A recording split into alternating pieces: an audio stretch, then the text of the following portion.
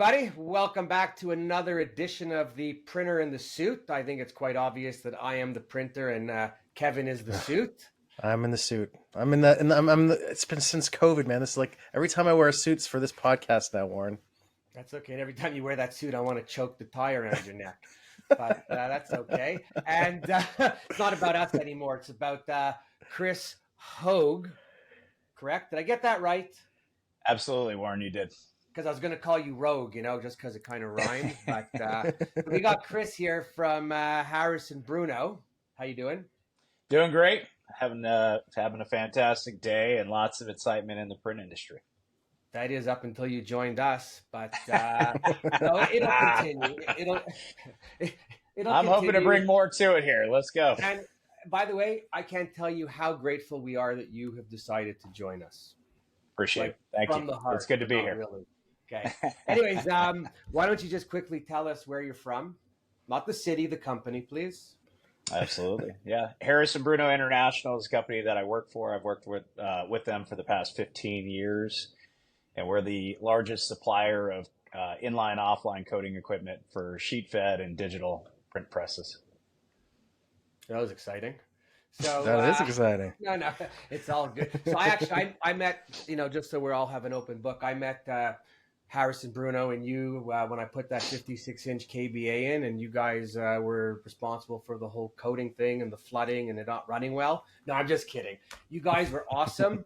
And honestly, never ever had an issue with you. You were always proactive. So kudos to you, because I don't really find all the manufacturers to be so proactive. But we can go into that conversation in a little bit. We try to that's a conversation. We try to be proactive for sure. Absolutely. Okay. Yeah, so for sure. the first question. Go ahead, Warren. You asked the first question. Being that I'm on the printer side and you're on the OEM side, and it's always a hot topic for me, when you're going out to sell a customer, right? How do you sell the customer? And what I mean by that is, like, do you identify them and then try to convince them and talk them into buying it no matter what? Or are you looking at their business and making an honest, honorable suggestion so that you don't set them up, to fail? Because these are big decisions when we buy stuff. Absolutely. Yeah, no, I mean, we try to really understand the markets and verticals that our equipment fits into. And obviously, when you get into the printing side, you're looking at really two reasons why people would need that piece of equipment. It's either to embellish or protect the print. So we try to understand the verticals, whether it's direct mail, postcards, photo, commercial, marketing, all that good stuff. And we really try to understand their business flow and where we fit within that, and if there's opportunities for us to work together. And are you looking at equipment that do you look at equipment and say, oh, build it and it will come? Or are you saying, what's your budget and working within because you want them to be around? You know what I mean? Some companies come in and try to sell us and oversell us. Yep. And it's all great because, like buying a car, we all get excited when we go in and then we up the model and the lease payment. Sure. And then after you sign, and your contracts are probably non-cancelable because they're probably that thick, like every other OEM, right? But do you because you're a family-owned business, and that's what I liked about it. But like, correct. Do you actually care about the customer? Yeah, I mean, we want them to be successful, right? And we've had a pretty good attach rate with a lot of our equipment. I would just go to say, we're in a lot of spaces from offset to digital, looking more, let's just say on the digital side, we don't fit in every space. If you have small duty UV needs, Harris Bruno might not be the appropriate company for you. There's other people in that space that fit that well. But when you have high throughput, high quality, you need a reliable piece of equipment that's going to work for 3 shifts, 5 to 7 days a week. That tends to be where we come in. So we really do try to understand what the customer's workload is, where we fit, and how we can add value to their print production process and for their customers. Because that's kind of really the almost the reputation that you guys have, is that you are on the higher price of things and there's not much negotiating going on, but you really are getting what you paid for. So it seems to you that as a company, you've been able to understand how to sell value And the reason you've been so successful is because that value is understood by the printers. Can you talk a little bit about selling value, and is this something that I'm right or am I totally off on? No, absolutely. I mean, there has to be value there and ways that you can generate new marketability for companies. I think for us and where we've come from, we've really tried to expand the gamut of what people can produce or embellish, right? And some of those ways people know, different coatings, soft touch coatings, matte coatings, UV aqueous, even down to priming different medias and Mm. substrates. We've really tried to open up different business models and value propositions for customers. Yeah, and get me wrong if I'm wrong, Warren. Would you pay for peace of mind? Is that something that, as a printer, does that resonate to pay a little bit more for something you know you're not gonna have to worry about? Well, I actually, get upset with the lowest price people all the time because if I just look about how I live life, I'm a firm believer in you get what you pay for. Right, And I think that goes across the board, not just in like the meat you buy or the wine you're drinking or the equipment that you're buying, right. right? Quality products have quality ingredients. Mhm. So it's really about determining what's going to work best for you. Honestly, like when we were dealing with you guys, if we ever had an issue, you guys were on the phone. It was dealt with right away. Correct. You can't predetermine Right. what's going to happen when it's going to happen. So when you go with the right company, I'll even give you a credit. If you go with Harris and Bruno, you're even if you pay a little more, you're paying for the comfort and the security of knowing that they're going to be on top of it. So with Mm, any manufacturer, I was always good to do that mm. because, like I say, when we're down, it's about the money that we lose when we're down. Yeah. It's not about the money we make when we're up. We want to avoid being down. Yeah. So For yeah, sure. always, For always. sure. Yeah, and And when you Chris, look at like when you look at what we do, and you look at who we sell to, we sell to end users. We do a lot of business that way, but it's really 25% of our business.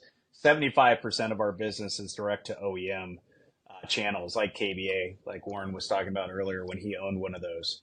And what we always say, in the offset world, we're a $45,000, $60,000 accessory that goes on this press.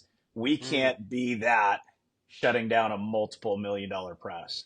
So what we have to do is we have to build great equipment that's robust, it lasts, and then it's right. printing. Occasionally things will go down. You need to have service and support to make sure that that press is back up and running. You can't be the thing that's stopping that multiple $1 million press. No, and especially when you're working on the 56-inch and the bigger presses, right? Mm. Yep. You're doing coders for a West Rock. They need a new analox. I mean, there's no, we'll get it in 2 weeks. They're Exactly. like, we hope you have one ready to ship us tomorrow. Right. We get the most challenging, largest customers that order from us, and there's a certain level of service that they expect, and that's what we Yeah, really cater service to. or expectation, right? I think is a better word. Absolutely. No, but that's what it is, right? And it's and I think at the end of the day, it's can you live up to everything you say when making the sale, Absolutely. Absolutely. right? For sure. Yeah. Well, Like speaking of sales, Chris, were you always in sales, or is that something that you did when you came over to Harrison Bruno? Well, I was a collegiate athlete in college playing football. I think No we've kidding. discussed this before in other oh, so you conversations, didn't make and it as a pro. I didn't make it as a pro. No, I got Collegiate I got athlete was injured. cool. I got injured, unfortunately, but it's okay. It all worked out. And when you look at transitioning as an athlete into, what's the closest thing you can get into in the business world? For me, sales is that closest thing to sports and competition. And just every morning, I get fired up, waking up, talking to customers about cool projects, and it's just a really fun place to work at H&B. So to answer your question, yeah, basically, I've been in sales since I graduated college. Wow. It's funny because I know a lot of OEMs who hire almost exclusively out of that sports pool, out of the competitor pool. They find I that do. they're the ones who are the most, Trained yeah, well, no, not the most them in motivated. the army. Yeah. Well, it's like people who want to get after it and respond well to competition. And I think that's probably a really good trait to have as a salesperson. Are you competitive, Warren? Are you a competitive person? Not at all. No. Come near But- me and I'll slice you. But no, Jeez. Competitive fisher. no, Yes. no. You know what? In fishing, no, because I'm happy to just see the fish in the boat. I don't care who gets it. And if I don't get it, at least I know I'm going to take a good picture. When I Right. get the fish, I'm always worried about the guy taking the picture because he cuts my head off. Right? So it works the other way. And I was going to say, you strike me more as like a Navy SEAL than a collegiate athlete. You know, just from the grandness of it all, which is a I was compliment, not a negative.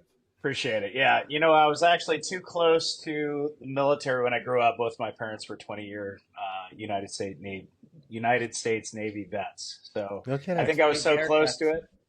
What's that? That explains the haircut. I'm jealous. $5 by the way, 'cause I special. don't even have that. $5 special, high and tight. High and tight. Cool. Very good. What do you like about the printing industry? I mean, I love it all. I mean, it's Even the whining and the complaining. I mean, things are going to happen and customers are going to have needs. And, I think when you can jump in the foxhole with customers, that's how you build relationships and long-term value for them, right? They don't want somebody who's going to sell them a piece of equipment, walk out the door and never show up again, right? So Right. those relationships, Yeah. you can look at issues. They're really opportunities to get closer with your customers. And is it always easy? No, but we don't get the easy ones. We get the more difficult ones. But it's an opportunity to provide value. Right, is another thing that it goes back Yeah, to. I've always said it's not how well you do when things are going well. It's how you react when things are not well. Absolutely, for Right? sure. Because when it's great, we're all heroes. Mhm. Absolutely. Same thing for me with my customers, and I think it doesn't matter what industry you're in, right? It's how you make them feel. If you give them a level of comfort, and you don't make them feel like they're hanging and waiting. Yeah. No, it's interesting because I go into plants where they're doing all the Pokemon cards or the trading cards, and then the next day I'm in a plant where they're doing all the Starbucks cups, and it looks like Willy Wonka's factory with them all shooting all over the ceiling and everything like that. And when I tell people about some of the places I've been and some of the print I've seen being produced before it gets onto the shelf, and now you're in the grocery store and you're looking at it, it's exhilarating. I mean, it's pretty cool, and some of the new technologies that were coming out is increasing that engagement and things that we can do to highlight print and make it more interactive. And I just think it's a really exciting time to be in the industry, honestly. Yeah, I've always thought it was exciting, and I mean, you probably heard me say it before, but when I got into print, the thing as a salesperson, the thing that excited me beyond was every single person that I would encounter was a potential customer. And like for a guy Absolutely. who likes to talk, Yeah. I would talk to everybody and ask them what they do. And I even get a wrong. I'm in the car with a salesman, and I get a wrong number when I answer the phone. And the guy's like, "Oh, sorry," and I'm like, "Well, hang on a minute, hang on. We got you Who on does the your phone, menus? right? It's like, no, but I got you on the phone, and let's try to make this into something positive. What kind of business are you in?" And Absolutely. in the end, he didn't need print, but my salesman in the car was like freaking out because he's like, "Uh-oh, is that what you expect me to do too?" I'm like, "Yeah, you talk That's to good, everyone." man. I mean, That's even good. today, my daughter's like, "You have to talk to everyone in the restaurant." Yeah, because it's a numbers game. The more people you talk to, better chance somebody, returning the conversation. Yeah, You can go somewhere with it, and love to promote print, Yeah. for right? sure. Because without print, the world is dead. Well, speaking of promoting print, are you going to any upcoming trade shows, Chris? What's your schedule look like on that? Well, we're excited that Drupa's coming back this year. Obviously, it wasn't Is around in it? 2000. It wasn't around in 2000 because of COVID and all that stuff going on. And 2016 was my first Drupa, but I'll be going there this year. We'll be debuting a new product, the XL Coat ZRX, which is our analog into digital flood coating, UV AQ flood coating, inkjet polymer spot device with hot foil on it. So we're really excited about that product, and talking to a lot of customers. They're really excited to see it. So we're excited for that debut. FSEA we have coming up in April here, along with an open house. D-Scoop in March. I mean, the whole calendar, just looking at the next 6 months, it feels like a sprint, but Yeah. it's going to come on us fast. We're really excited about it all. Well, it's funny because we were talking earlier. You guys are actually celebrating your 75th anniversary this year, right? That's kind of a Correct, big yeah. milestone. That's It, I love to see that a family company that's 75 years old, in the print industry. I don't think there's many of those left.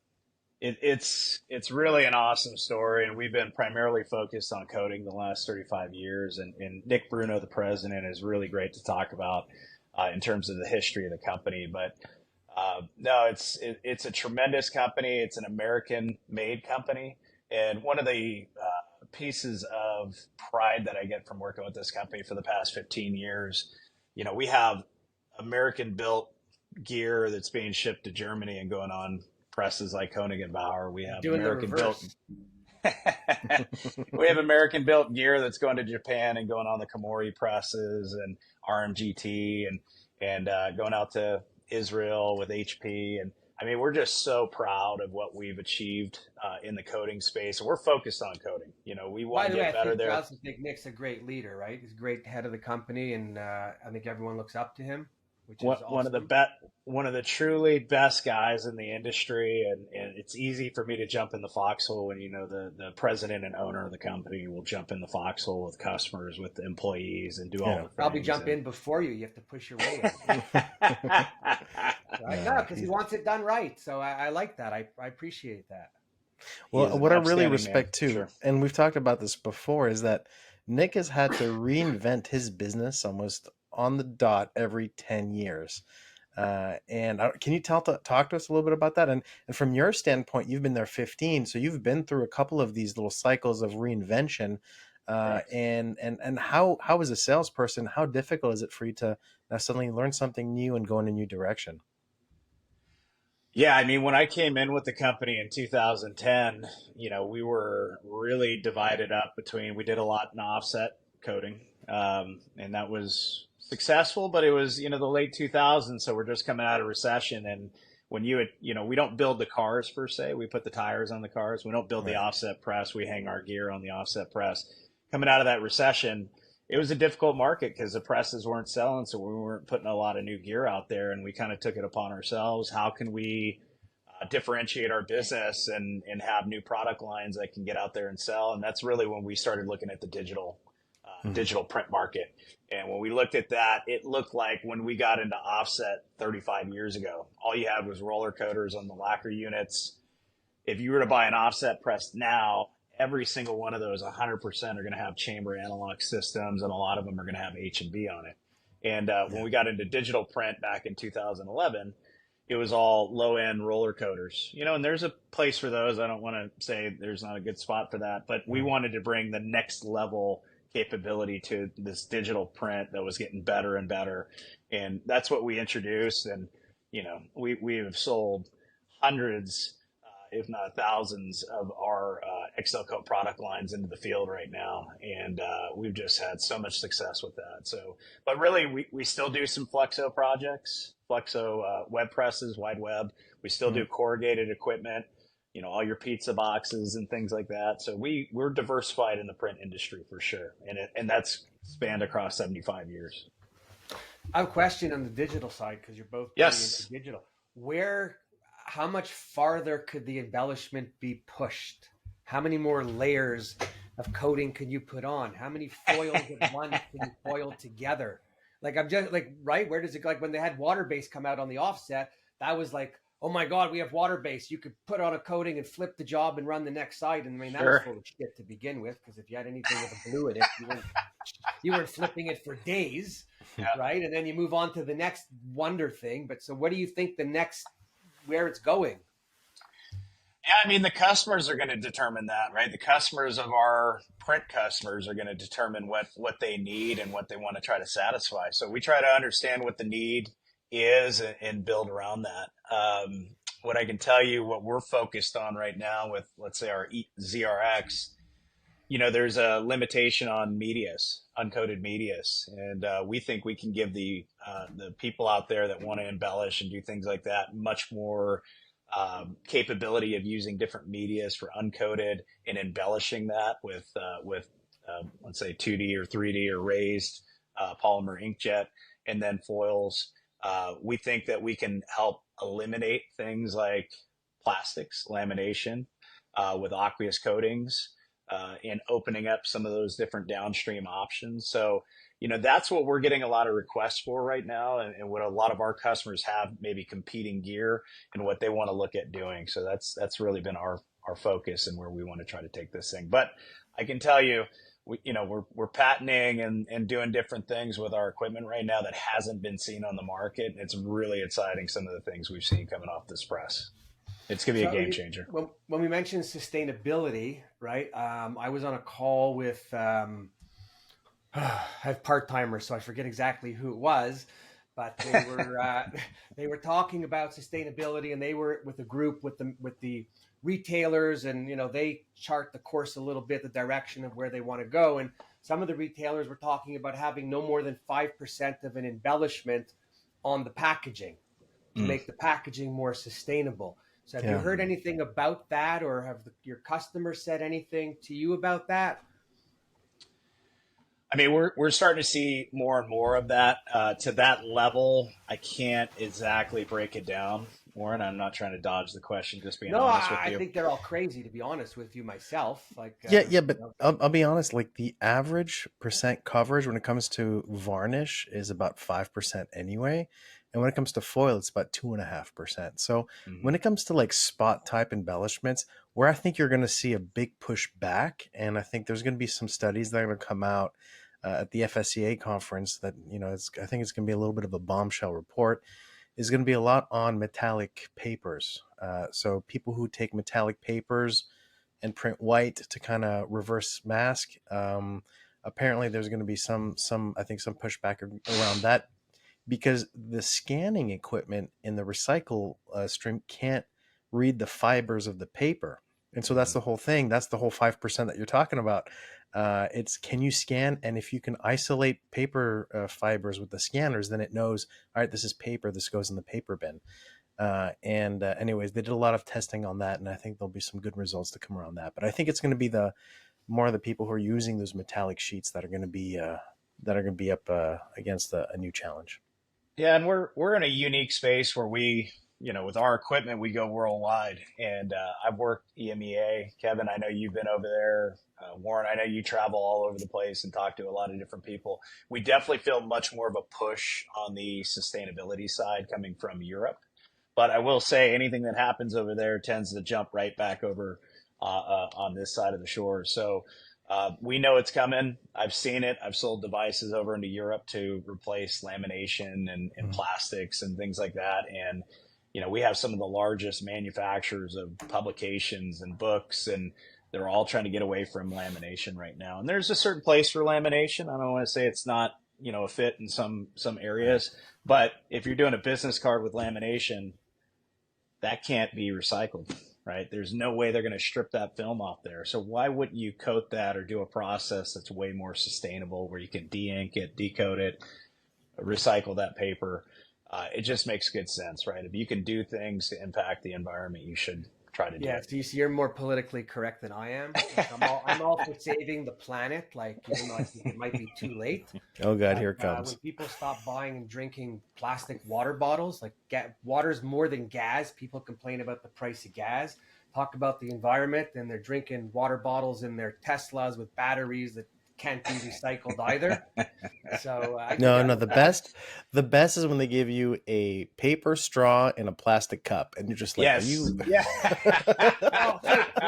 so McDonald's. Explain this to me. I love this one. McDonald's gives you, I think, paper straws up here, or A&W, one of our food chains. Yeah. And I'm thinking, well, when that whole plastic straw thing came out, it was about the ocean, it was about the animals. Well, we're nowhere near salt water. Yeah. I know none of them go into the ocean or the lakes or anything. And I'm like, so like, you got to drink real. They do it so you drink fast, because if you drink too slow, you end up making a mess of yourself. That's a good point. Evaporates. I had never thought of that point, Warren. That's actually pretty smart. Well, McDonald's, they went away from like the really comfortable seats to the really uncomfortable seats because they didn't want the traffic just sitting there for 3 hours on a Sunday morning, right? They want to get out of there. So, well, you know what? With the people that do all the supersizing and then the free refills, it's obvious they went off the seat a little. Right? And if you want to talk recycling, maybe they should cut out the free refills and save a whole lot of other stuff. But hey, that's a whole conversation for another show. Yeah. Right? But and you know what? If they printed the paper straws, I would be okay with it. But they're not printed; they're blank. Well, yeah, I guess you don't want ink in your water. Or do you? Or do you? It's like, Why? Have none of it's you a good drank? ink. Have none of you drank ink before? In desperation, it's fine. Look at me; I'm normal. Hey, Warren's got ink in his blood. Everybody should be like him. Drink more. Yes, yes. Now we understand. It's all connecting now, buddy. I get you now. And you can't be normal to start off in this industry, anyways. Right? That's right. That's Even right. the ones that think they are nowhere near. Yeah. Well, Well, cool. Chris, I do want to thank you for being a guest on our show today. And for those of you who don't follow Chris, definitely check him out on LinkedIn and see all the cool stuff that he's doing. Warren, I'm always going to give you the last word. You wanna close out anything? Any parting thoughts on our discussion today? Yeah, just like, you know what? Prints everywhere. If you think Prince dead, you're dead to me. That's my new line. But go out and buy something printed. Help us out. Our industry needs it. By the way, if you're in the print world and you went paperless on your bank statements, shame on you. I'm paying more money every month to keep my printed statements come in. I want to keep the envelope guy in business. I want you all to do the same and report back to me. Wow. If that's not passion, Chris, I don't know what is. I don't know what That's is. Warren in a nutshell. That's it. That's it. Passion. A little bit nutty the shell, maybe. But All right. Well, Chris, thanks again and good luck. And hopefully we'll see you around at one of these many events that you'll be at. well, I think we're all Absolutely. at D-Scoop, right? Yeah, we'll see you at D-Scoop. We will. Oh, if anybody's watching this and you made it to the end, first of all, we thank you. Thank But you. if you made it to the end, I'm at D-Scoop and I'm going to be doing a session on vendor relations, how to suck the most out of your vendors before they suck it out of you. No, that's not really the title, but come see me. It's great. All the vendors are going to be lining up after that one. Yeah. All right, we're going to stop it there because we're in trouble here. Thanks again, Warren. Chris, always a pleasure, my friend. Safe travels. Good luck with your digital embellishment unit. And we'll see you guys in the next episode of The Printer in the Suit. Appreciate it. Thank you.